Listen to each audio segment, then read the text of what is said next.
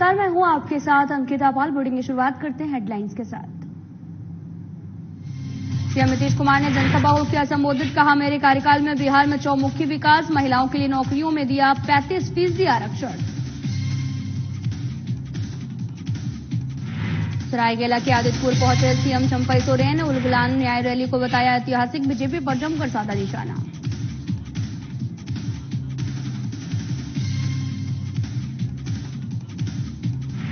Ulgulan rally को लेकर BJP ने की टीसी, बीजेपी नेता प्रतुल जयदेव ने उठाया सवाल, कल्पना सोरेन को प्रोजेक्ट करने की कही बात।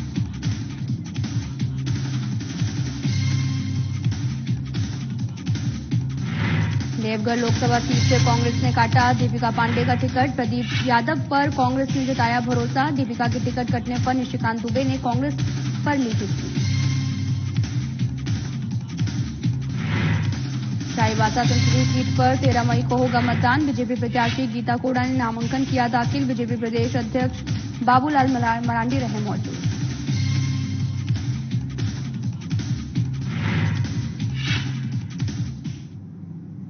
रुक करते हैं खबरों की तरफ। बिहार के सीएम नीतीश कुमार ने बांका लोकसभा अंतर्गत राजौन ब्लॉक के मैदान पर बांका लोकसभा से जेडीयू के प्रत्याशी गिरधारी यादव के पक्ष में इस दौरान सीएम नीतीश कुमार ने यह भी कहा कि मेरे कार्यकाल में बिहार में चौमुखी विकास हुआ है, महिलाओं को पढ़ने लिखने से लेकर नौकरी रोजगार का अवसर दिया गया है और महिलाओं के लिए नौकरियों में 35% आरक्षण दिया गया। बिहार पुलिस में देश और अन्य राज्यों के अनुपात सबसे अधिक महिला पुलिसकर्मी बिहार में शामिल हैं।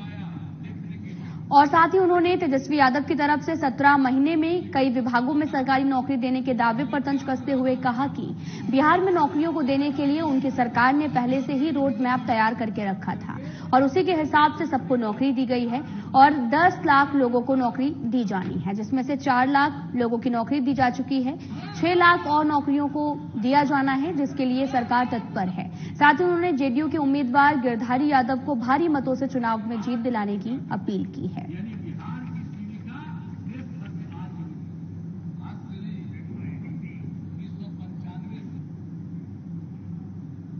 सूबे के सीएम चंपई सोरेन आज आदित्यपुर पहुंचे, जहां उन्होंने कार्यकर्ताओं से भी मिले और सीएम चंपई सोरेन ने उलगुलान न्याय रैली को ऐतिहासिक बताया। साथ ही उन्होंने कहा कि झारखंड में 14 लोकसभा सीट महागठबंधन जीत रही है। बीजेपी झूठा प्रचार करता है और इनका सामने कोई भी मुद्दा नहीं है, मुद्दा विहीन है। जनता फैसला कर दिया है कि प्रदेश और देश में इंडिया महागठबंधन की लहर है, महागठबंधन की जीत सुनिश्चित है।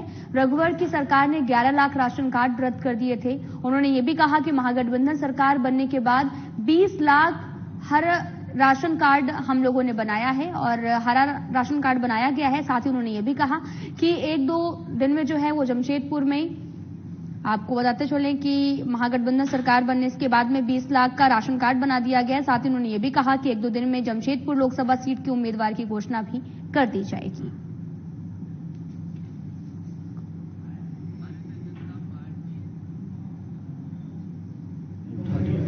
जो इंडिया गठबंधन भारतीय जनता पार्टी का मुद्दा भी हो चुका है और जनता फैसला कर लिया है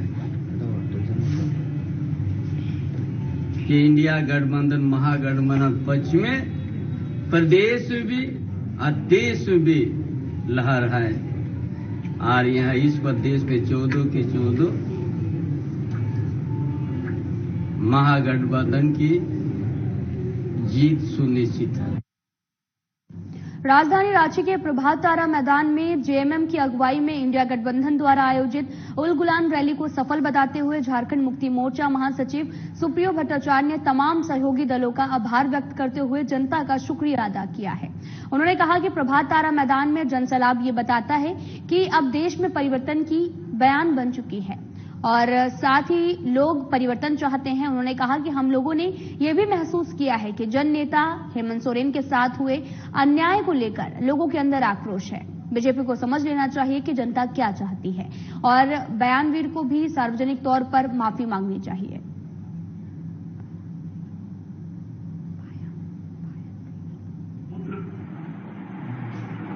यह बताता है कि अब देश में परिवर्तन का एक निश्चय बन चुका है।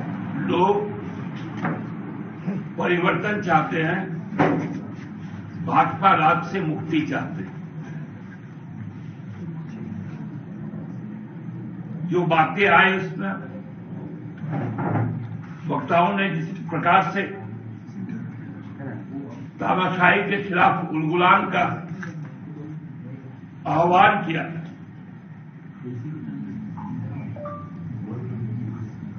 वो स्पष्ट बताता है कि झारखंड का मूड है।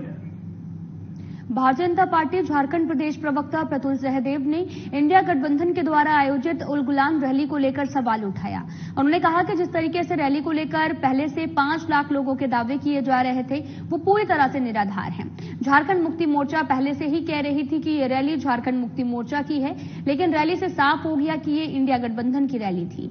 रैली में सीएम चंपई सोरेन को उचित स्थान नहीं दिया गया।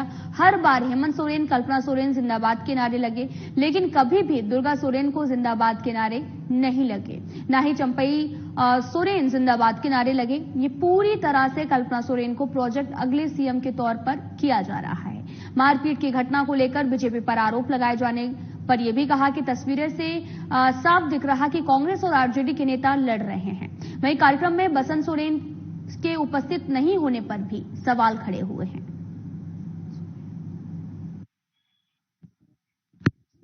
से इसकी ब्रांडिंग की गई थी कि उलगुलान रैली है, ये अस्मिता की लड़ाई की रैली है, ये संविधान बचाने की रैली है, ये लोकतंत्र बचाने की रैली है।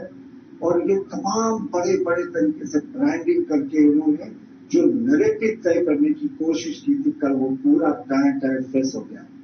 मैंने झारखंड मुक्ति मोर्चा ने कहा था, साहब ये हमारी रैली है, हेमंत सोरेन जी को जेल भेजने के खिलाफ ये झारखंड मुक्ति मोर्चा की रैली है, जिसमें बाकी सब अतिथि आएंगे। लेकिन ये रैली में जेवन की रैली से कब इंडी गठबंधन की रैली का स्वरूप ले लिया, ये हमारी भी समझ से परे है। और कल की जो रैली थी, हम मानते हैं वो सिर्फ और सिर्फ परिवार तंत्र को बढ़ाने की रैली थी। देवघर में कांग्रेस ने दीपिका पांडे का टिकट काटकर प्रदीप यादव को दे दिया है। आपको बताते चले कि लोकसभा का टिकट गोंडा के निवर्तमान सांसद निशिकांत दुबे ने कहा कि प्रदीप यादव चुनाव मैदान में हैं। चुनाव के दौरान क्रिकेट खेलेंगे, कार्यकर्ता के घर खाना खाएंगे, जिन्हें 3 बार हमने पराजित किया है। आगे उन्होंने कहा कि प्रदीप यादव एक महिला का टिकट काटकर अपने राजनीति के लिए टिकट हासिल किया है और जिन्हें जनता से मतलब नहीं और कार्यकर्ता के साथ में मारपीट के आरोप में आज मुकदमा लड़ रहे हैं। और ऐसे में जनप्रतिनिधियों के विरुद्ध ये चुनाव प्रचार नहीं करेंगे और उनके कार्यकर्ता अब चुनाव में जाएंगे। जनता मोदी जी के और लोकसभा के विकास के जो भी कार्य किए हैं उनके नाम पर वोट देंगे।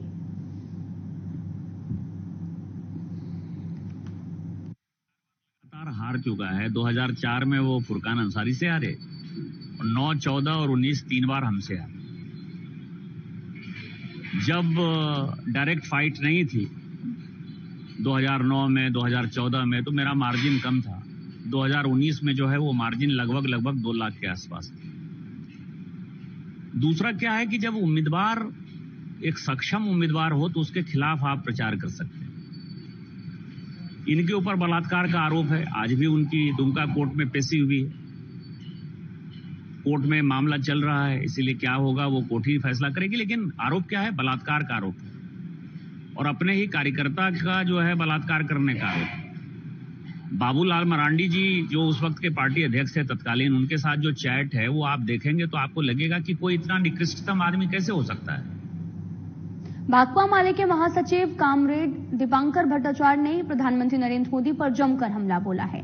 दीपांकर भट्टाचार्य ने कहा कि जिस तरह से प्रधानमंत्री हेट स्पीच कर रहे हैं उसको लेकर भाकपा माले चुनाव आयोग में पीएम के खिलाफ कंप्लेन करेगा और देखना होगा कि चुनाव आयोग इस पर क्या कार्रवाई करेगा, क्योंकि चुनाव आयोग ने भरोसा दिया था कि किसी भी कंप्लेन पर एक्शन लिया जाएगा। वहीं उलगुलान महारैली की सफलता से उत्साहित दिखे कामरेड। उन्होंने ये भी कहा कि कोडरमा से मैं आपको बताते चले कि माले के प्रत्याशी विनोद सिंह की जीत के लिए जनसहयोग का अभियान चलेगा और जनता से टोकन के सहयोग से पैसा लिया जाएगा। दीपांकर भट्टाचार्य ने कोडरमा की स्थिति पर चिंता जाहिर की और कहा कि बीजेपी पर निशाना साधते हुए कहा कि लंबे समय तक बीजेपी इस सीट पर प्रतिनिधित्व करती आई है और विकास से दूर है कोडरमा, जिसमें माले उम्मीदवार विनोद सिंह 1 मई को नामांकन दाखिल करेंगे और महागठबंधन के कई नेता और माले के स्टार प्रचारक प्रचार करेंगे।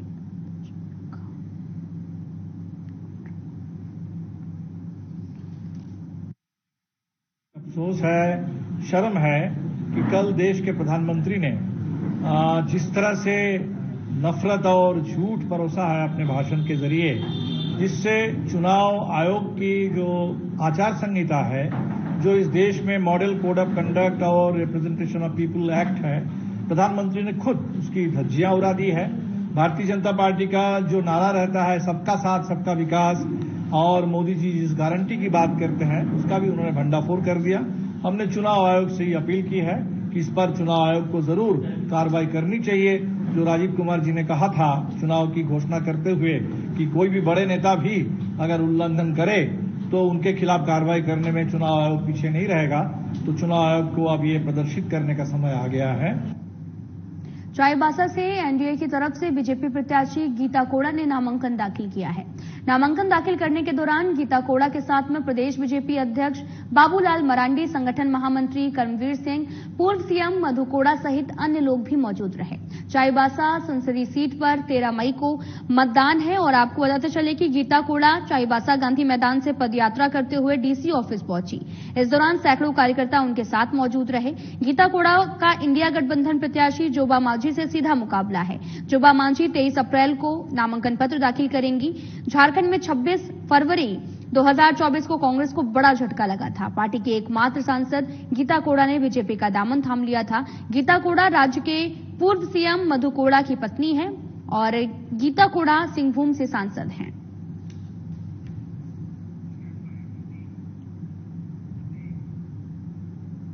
जमशेदपुर जिले में अंतर राज्य और अंतर जिला चेक नाका से सघन जांच के दौरान अब तक कुल 51 लाख बरामद हुए हैं। ग्रामीण एसपी ऋषभ गर्ग ने यह भी कहा कि जब से आचार संहिता लगी है तब से अंतर राज्य और अंतर जिला नेक नाका में सघन जांच अभियान चलाया जा रहा। 24 घंटे पुलिस पदाधिकारी और मजिस्ट्रेट मौजूद हैं और अब तक 51 लाख बरामद हुआ है और जिसके कारण ग्रामीण क्षेत्रों से केवल 40 लाख रुपए बरामद हुआ, शहर से 11 लाख रुपए बरामद हुआ है।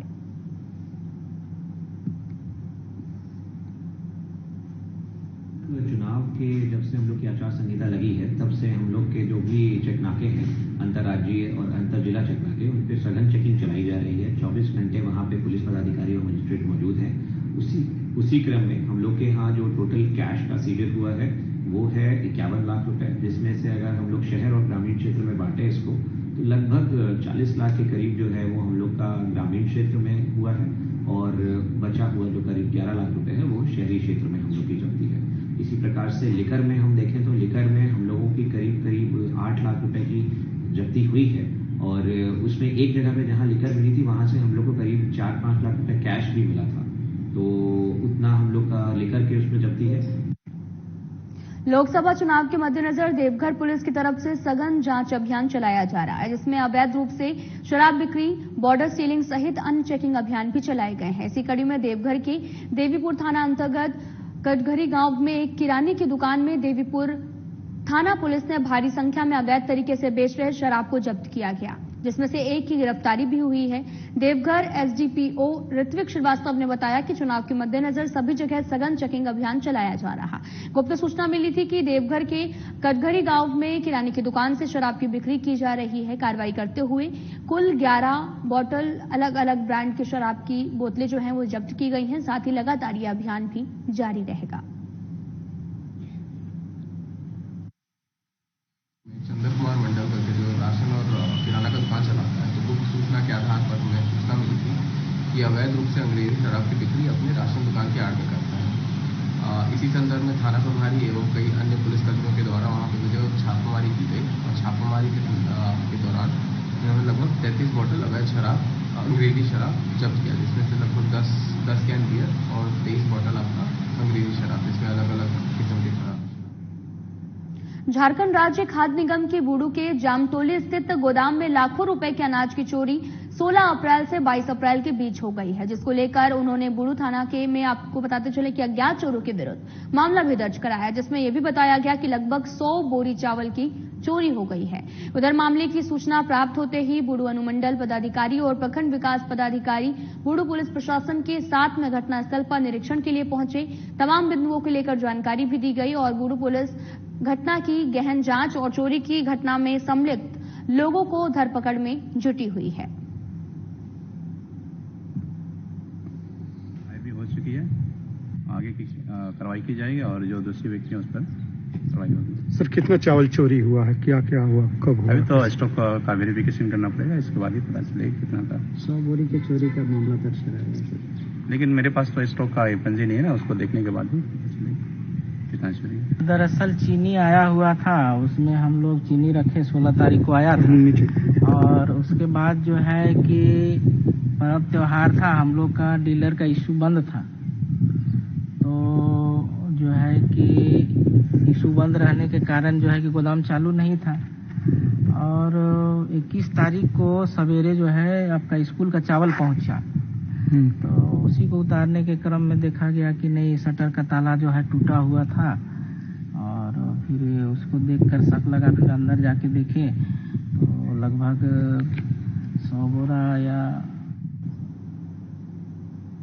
बोकारो स्टील की अधिकृत जमीन भतुआ गांव के दामोदर नदी किनारे लगातार अवैध बालू का आपको बताते चलें कि कारोबार किया जा रहा है, जिसको लेकर बोकारो स्टील नगर सेवा विभाग टीम ने मौके पर पहुंचकर एक चालक पकड़कर 4 ट्रैक्टर को जब्त किया है। और आपको बताते चले कि इस कार्रवाई के विरोध में ग्रामीण मौके पर पहुंचकर सभी जब्त किए गए ट्रैक्टर को छुड़ाकर ले जाने का काम किया गया। साथ ही मौके पर मौजूद अधिकारियों और साथ ही पत्रकारों के साथ में ग्रामीणों ने दुर्व्यवहार भी किया और खबर लिखे जाने तक बोकारो खनन विभाग और हरला थाना पुलिस को ग्रामीणों ने बंधक बना लिया। ग्रामीण इस कार्रवाई से काफी आक्रोशित थे। लगातार इस इलाके में बालू का अवैध कारोबार चल रहा था और बोकारो स्टील के अधिकारी अपने जमीन पर गैर कानूनी कार्य को रोकने के लिए गए हुए थे। हालांकि आपको बताते चले कि बोकारो स्टील के अधिकारी विरोध देखते हुए मौके से फरार हो गए हैं। जैसा कि आपको भी बताया गया था पहले भी, ये जो डंपिंग हो रहा है ये हमारे बीएसएल की लैंड पे हो रहा है और सिक्योरिटी एंगल से जो भी बीएसएल की लैंड का इलीगल यूज होगा उसको रोकना हमारा फर्ज है और कर्तव्य है। उसी को ध्यान में रखते हुए हम यहाँ आए थे तो पता चला कि इलीगल ये सैंड माफिया द्वारा ये किए जा रहे हैं, जिसमें कि 7 ट्रैक्टर तो एक टीम ने पकड़े हैं, 4 ट्रैक्टर यहाँ पर है, बाकी 5 ट्रैक्टर जो है नदी पार करके निकल गए और एक ट्रैक्टर रास्ते में भी है। अब एक जो है ट्रैक्टर का ड्राइवर ही पकड़ा गया है।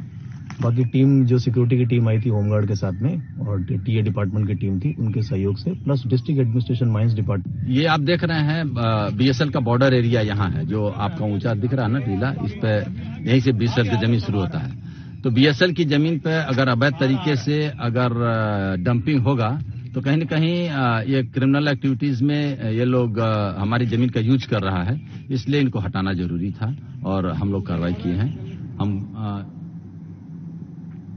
वलसाड से मुजफ्फरपुर आई श्रमिक एक्सप्रेस में सोमवार की अहले सुबह अग्निशमन यंत्र ब्लास्ट से रेलवे स्टेशन परिसर में अफरा तफरी का माहौल कायम हो गया। आग बुझाने के दौरान एक आरपीएफ जवान बुरी तरह से झुलस गया है। इलाज के दौरान उसकी मौत हो गई है, जो ट्रेन में आग लगने के बाद आग बुझाने के लिए ट्रेन में चढ़ा था और उस दौरान अचानक से अग्निशमन यंत्र ब्लास्ट हो गया, जिसमें जवान की गंभीर चोटें भी आई हैं और चेहरा भी झुलस गया है। स्थानीय रेलवे पुलिस ने आनंद फानंद में अस्पताल ले गए, जहां पर डॉक्टरों ने मृत घोषित कर दिया है। मृतक आरपीएफ जवान की पहचान विनोद कुमार यादव के रूप में की गई है और जिसके शव को पोस्टमार्टम के लिए एसकेएमसीएच भेजा गया है। घटना के बाद जंक्शन पर रेल आईजी पहुंचकर मामले की जांच शुरू की गई। एफएसएल टीम मौके पर पहुंची और जांच भी की जा रही। बताया भी जा रहा है कि वलसाड में से मुजफ्फरपुर पहुंची श्रमिक एक्सप्रेस, जो कि प्लेटफॉर्म नंबर 5 पर खड़ी थी और यात्री सभी उतर चुके थे और एसी बोगी में शॉर्ट सर्किट से आग लग गई, जिसके बाद में आग बुझाने को लेकर आरपीएफ जवान चढ़ा और अग्निशमन यंत्र से आग बुझाने लगा। उसी दौरान से वो फट गया, जिससे वो गंभीर रूप से घायल हो गया है। घायल अवस्था में डॉक्टर के पास ले जाया गया, जहां पर रास्ते में मौत हो गई। इस मामले पर रेल आईजी अमरेश कुमार ने बताया कि आग बुझाने के दौरान आरपीएफ जवान की मौत हो गई है और हमारा स्टाफ काफी तत्पर था। उसने कोशिश की हर संभव अपनी ड्यूटी में, उसने जितना भी संभव है उसने अपना सर्वोच्च बलिदान दिया है। हम लोग उसको सैल्यूट करते हैं और हम देख रहे हैं ताकि ऐसा घटना भविष्य में न हो, इसके लिए सारा इन्वेस्टिगेशन होगा और आगे हम लोग कार्रवाई करेंगे। प्रथम दृष्टया सर फायर सेफ्टी लग रहा है कि दूसरी कोई आशंका? अभी प्रथम दृष्टया कहना कुछ भी मुश्किल है, क्योंकि ये सब साइंटिफिक इन्वेस्टिगेशन का चीज है जो फॉरेंसिक से मिलेगा और फायर वाले जो फायर ब्रिगेड के जो एक्सपर्ट्स हैं उनका जो फाइनल ओपिनियन होगा उसके बाद। पाकुड़ पुलिस ने बड़ी कार्रवाई की है। आपको बताते चले कि पुलिस ने 13,950 पीस जाली प्रतिबंधित लॉटरी को जब्त किया है, जिसकी अनुमानित कीमत 8 लाख रुपए बताई जा रही। साथ ही एक लैपटॉप, एक लॉटरी कटिंग मशीन और 2 प्रिंटर को भी जब्त किया गया। किसी की भी गिरफ्तारी नहीं हो पाई, सभी लोग फरार हो गए हैं।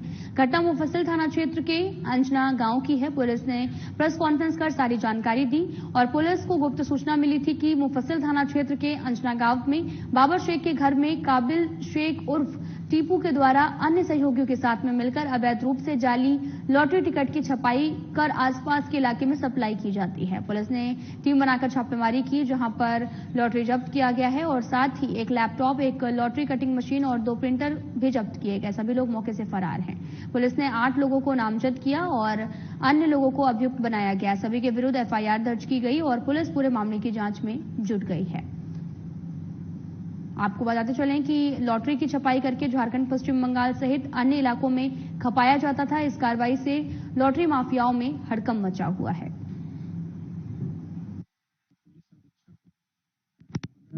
पाकुड़ को गुप्त सूचना प्राप्त हुई थी कि पाकुड़ मुफस्सिल थाना क्षेत्र के ग्राम अंजना में बाबर शेख के घर में मतलब काबिल शेख उर्फ टीपू के द्वारा अपने अन्य सहयोगियों के साथ मिलकर अवैध रूप से जाली लॉटरी टिकट की छपाई कर आसपास के इलाके में बड़ी जीतने का झांसा देकर लॉटरी टिकट की बिक्री की जाती है, जिससे कि ग्रामीण ठगी के शिकार हो रहे। इस सूचना का सत्यापन आवश्यक कार्रवाई हेतु पुलिस अजय कुमार ठाकुर मुफस्सिल अंचल के नेतृत्व में एक पुलिस टीम का गठन किया गया। पुलिस द्वारा विधिवत बाबर शेख के घर की तलाशी लिया गया।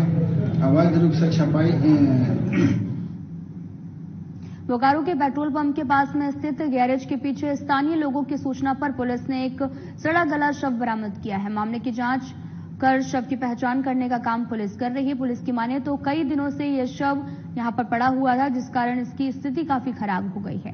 पुलिस का भी कहना है कि शव की पहचान करने के बाद इसका पोस्टमार्टम कराया जाएगा, तभी यह मामला साफ हो पाएगा कि मृत्यु का कारण क्या है। वहीं स्थानीय लोगों ने भी बताया कि ये सफाई कर्मी बजरंगी हो सकता है। जिस जगह पर वह काम करता था उसके मालिक को बुलाकर इसकी पहचान करने का काम किया जा रहा है। तो हमारा स्टाफ बोला पूरा महक रहा है, उन्होंने देखिए ना क्या महक रहा है। वही जो है बोले देखो कुत्ता ही बिल्ली मार दिया हुआ, चक्की हुआ, कुछ भी लाया होगा तला हुआ। वही जो है खोजने के दौरान पूरा खोज रहे थे गैरेज में इधर उधर, है ना। तो अब कहे थोड़ा सा पीछे देखते हैं, तो पीछे ऐसे करके जो है देखे तो नजर आया। क्या नजर आया? गोली। कितना दिन? तब जो है हम जो है कोर्ट थाना में फोन किए। सेक्टर 5 पेट्रोल पंप के बगल में गैरेज के पीछे सुनसान जगह पर एक 2-3 दिन पुराना लाश मिला है, जो सड़ा गला है, कीड़ा लगा हुआ है। उसके पहचान का प्रयास किया जा रहा है। ये लग रहा है कि कोई विक्षिप्त टाइप का या कोई नशेड़ी टाइप का व्यक्ति है, जो इधर आकर करके 2-3 दिन पहले इधर आकर के इसकी ट्रेलर गाड़ी की चपेट में आने से 3 लोगों की मौत हो गई है। घटना हाटगम्हरिया थाना क्षेत्र के कुईडा गांव की है। मृतकों की आपको बता दें कि मृतकों में हाटगम्हरिया के कुईडा गांव निवासी 34 साल के लक्ष्मण बिरुवा और 28 साल के समीर लगूरी और साथ ही 28 साल के शत्रुघ्न पूर्ति शामिल हैं। जानकारी के अनुसार रविवार रात लगभग 8:30 बजे तीनों एक बाइक पर सवार होकर बाजार से घर जा रहे थे। रास्ते में एक ट्रेलर गाड़ी पीछे से धक्का मार दिया, जिसने तीनों गंभीर रूप से जख्मी हो गए। कुछ देर बाद में तीनों की घटनास्थल पर मौत हो गई और सोमवार को सुबह हाटगम्हरिया थाना पुलिस शव को घटनास्थल से उठाकर पोस्टमार्टम करने के लिए सदर अस्पताल लेकर आई। परिजनों ने बताया कि उक्त तीनों एक बाइक पर सवार होकर बाजार से घर आ रहे थे। रास्ते में कुईडा गांव के पास ही एक ट्रेलर गाड़ी के चपेट करने से तीनों की मौत हो गई है।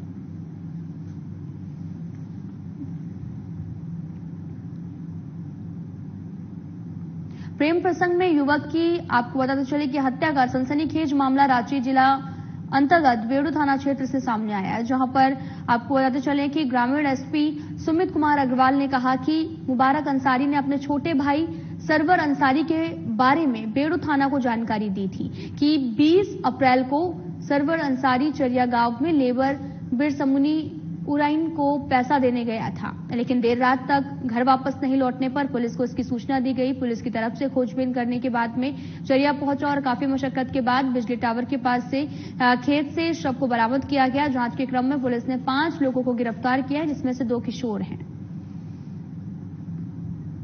1 बजे चिरैया गांव में खिरदा मोड़ के पास बिजली टावर में उनका एक शव बरामद हुआ। तो शव की पहचान की गई तो वो शव सरवर अंसारी का था। तो इसी क्रम में 4024 थाना बेड़ो थाना कांड संख्या दर्ज किया गया और इसके उद्भेदन के लिए एक टीम का डीएसपी साहब के अंतर्गत एक टीम का गठन किया गया और उन्होंने त्वरित कार्रवाई करते हुए दुमका जिले में विश्व प्रसिद्ध बाबा बासुकीनाथ धाम में बैसाख माह के आरंभ होते ही मानव कल्याण के लिए और पूरे विश्व के प्राणियों को भीषण गर्मी की तपिश से राहत मिले, इसको लेकर बाबा बासुकीनाथ धाम में सालों से चली आ रही परंपरा के अनुसार पूरे बैसाख माह तक मिट्टी के 5 घड़ों से निरंतर बाबा बासुकीनाथ का जलाभिषेक होता है और इसका शुभारंभ 14 अप्रैल विषु संक्रांति से ही हो गया था, जो कि पूरे बैसाख महीने तक जारी रहेगा। इस विशेष पूजा को बैसाखी जलधारा अनुष्ठान भी कहा जाता है। प्रत्येक दिवस दोपहर की विश्राम पूजा से पूर्व शिवगंगा सरोवर में शीतल जल भरकर 5 परिवार के लोगों को द्वारा लाया जाता है। इसमें गोस्वामी परिवार, धानुक परिवार, पांडा परिवार, पांडे परिवार और सरकारी पुजारी परिवार के लोग भी शामिल होते हैं। इस महीने में सत्तू, तरबूज और घड़ा दान करना शुभ माना जाता है।